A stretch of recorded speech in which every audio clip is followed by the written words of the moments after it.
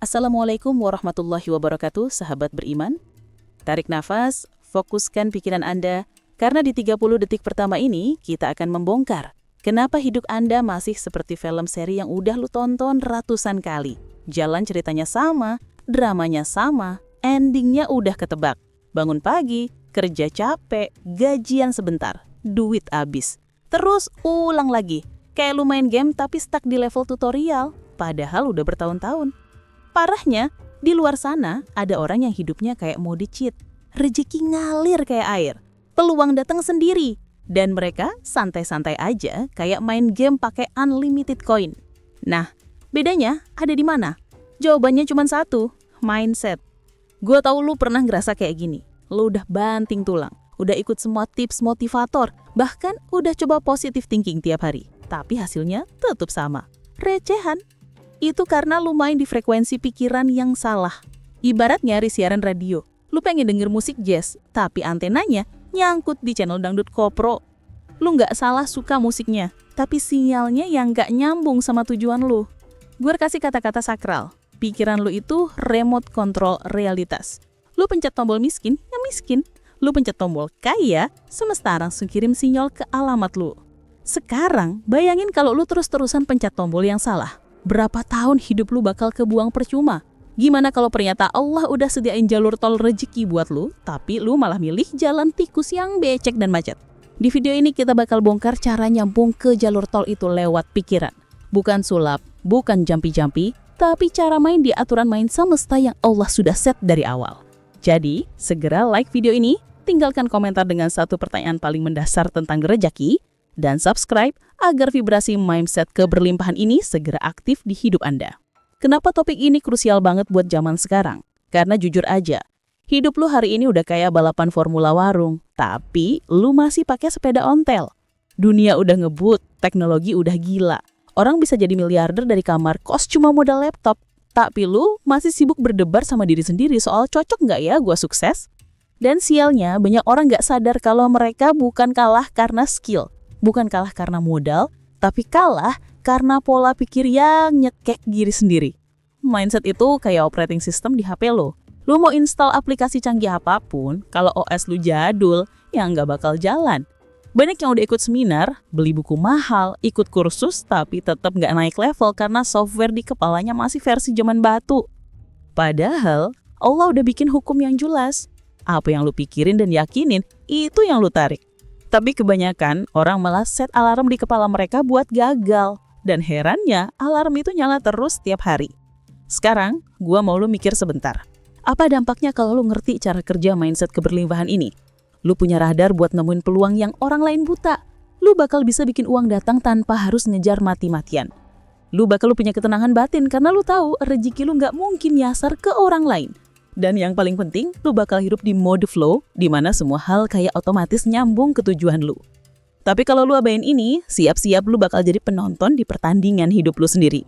Lu bakal nonton orang lain sukses, sementara lu masih sibuk nyalahin ekonomi, pemerintah, atau keluarga. Lu bakal jadi orang yang selalu bilang, gue sih udah cukup, yang penting bersyukur. Padahal di dalam hati lu nyesek karena tahu lu bisa lebih dari ini. Gue janji, begitu lu ngerti ilmunya, lu gak bakal ngeliat rezeki dengan cara yang sama lagi.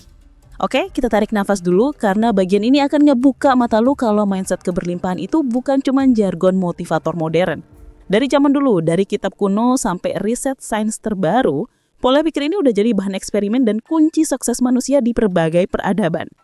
Mari kita mulai dari cara pandang para sufi dalam ajaran Islam. Manusia diciptakan dengan fitrah untuk menerima limpahan rahmat Allah yang tidak terbatas. Rahmat itu bentuknya bukan cuma uang, tapi ide, energi, kesehatan, kesempatan, bahkan pertemuan dengan orang-orang tepat. Tapi yang membedakan satu orang dengan orang lain adalah wadah yang dia siapkan. Wadah ini adalah mindset. Kalau wadah lu cuma seukuran gelas, jangan heran kalau air keberlimpahan yang Allah tuangin jadi tumpah karena gak muat. Makanya para sufi sering bilang, terbesar wadah hatimu, maka langit akan kau tampung di sana. Di sisi lain, Stoikisme filsafat kuno dari Yunani juga ngomong hal yang mirip. Mereka percaya bahwa realitas kita dibentuk oleh interpretasi pikiran, bukan kejadian itu sendiri. Dua orang bisa ngalamin hal yang sama, tapi satu jadi peluang, satu lagi jadi malapetaka. Bedanya cuma di skrip yang mereka pasang di otak. Sekarang kita lompat ke dunia sains. Neuroscience modern udah buktiin bahwa otak punya sistem yang namanya Reticular Activating System atau RAS. Ini adalah filter informasi yang memutuskan apa yang layak lu perhatian. Kalau mindset lu kekurungan, otak lu bakal nyari dan nemuin semua bukti yang bikin lu makin yakin kalau hidup susah. Tapi kalau mindset lu keberlimbahan, otak lu bakal otomatis nyari peluang di setiap situasi. Dan percaya tahu nggak, ini murni proses biologis, bukan mistis. Tapi gini, walaupun sains bisa ngejelasin mekanismenya, hanya spiritualitas yang bisa bikin ini nyambung ke sumber aslinya. Karena mindset keberlimbahan sejati nggak cuma soal aku bisa, tapi Allah bisa dan aku percaya pada ketetapannya. Bedanya, orang yang cuma pakai mindset positif tanpa iman itu kayak punya mobil sport tapi nggak punya bensin. Keren sih, tapi nggak jalan jauh. Kalau kita tengok sejarah Nusantara, para pedagang Bugis, saudagar, Arab, dan Laksamana Jawa udah paham konsep ini jauh sebelum istilah Law of Attraction populer. Mereka selalu berlayar dengan niat yang bersih, doa yang mantap, dan keyakinan penuh kalau laut, angin, dan ombak adalah bagian dari skenario Allah untuk mengantar mereka ke rezeki. Bagi mereka, mindset itu bukan sekedar pikiran, tapi juga energi yang memanggil kejadian-kejadian tepat ke jalur hidupnya. Makanya, dari semua perspektif filsafat, sains, dan spiritualitas, benang merahnya jelas. Mindset keberlimpahan bukan omong kosong. Dia adalah desain Allah di otak lu, sistem semesta yang nyambungin lu ke rezeki, dan warisan leluhur. Gue kasih analogi brutal biar gampang kebayang. Mindset kekurangan itu kayak orang duduk di depan buffet, all you can eat tapi cuman makan kerupuk karena takut makanan lain yang gak cukup buat orang lain. Mindset keberlimpahan, dia makan dengan tenang, nikmatin semua sambil yakin makanan itu nggak bakal habis karena dapurnya nggak pernah berhenti masak.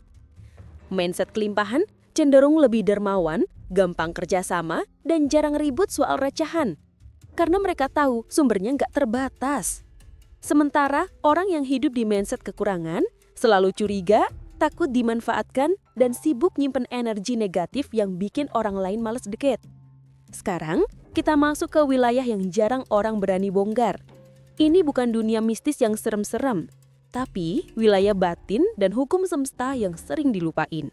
Padahal, disinilah mesin keberlimpahan itu benar-benar bekerja. Gue mau lo bayangin, pikiran lo itu kayak pemancar sinyal.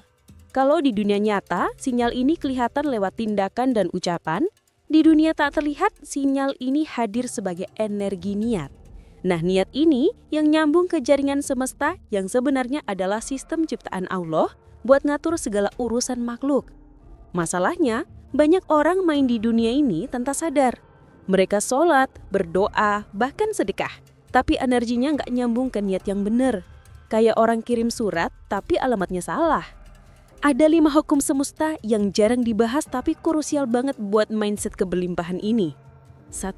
Hukum kekosongan. Sebelum Allah isi hidup lo dengan hal baru, lo harus rela ngelepas yang lama. Kalau hati lo penuh dengan rasa takut dan keluhan, gak ada ruang untuk keberlimpahan masuk. Kedua, hukum penerimaan. Banyak orang gak sadar kalau mereka menolak rezeki yang udah ada. Mereka menolak pujian, menolak bantuan, menolak peluang karena gengsi atau minder.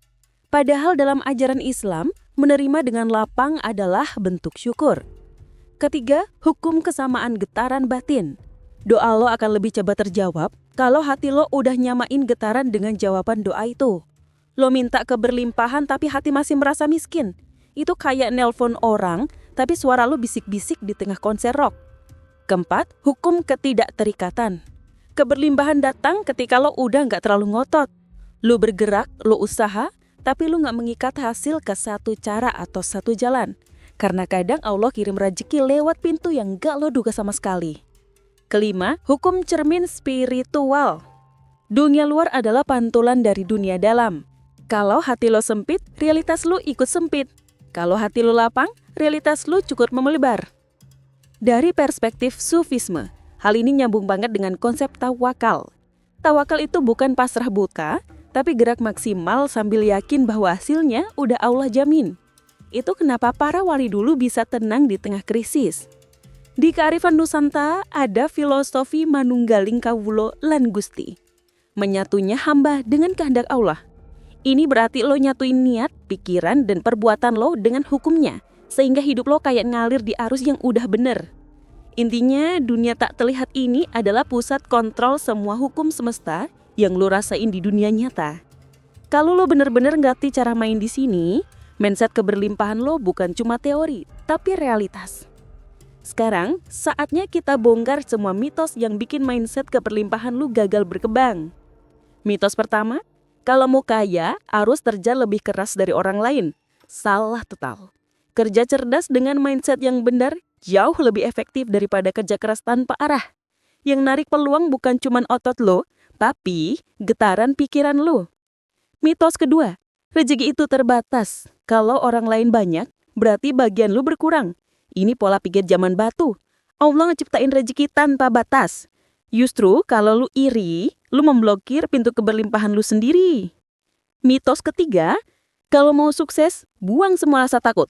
Salah lagi. Yang penting bukan buang rasa takutnya, tapi jangan kasih dia jadi supir di mobil hidup lo. Biarkan dia duduk di kursi penumpang sambil lo yang tetap nyetir. Gue juga mau kasih lo teori gelas bocor. Mindset keberlimpahan itu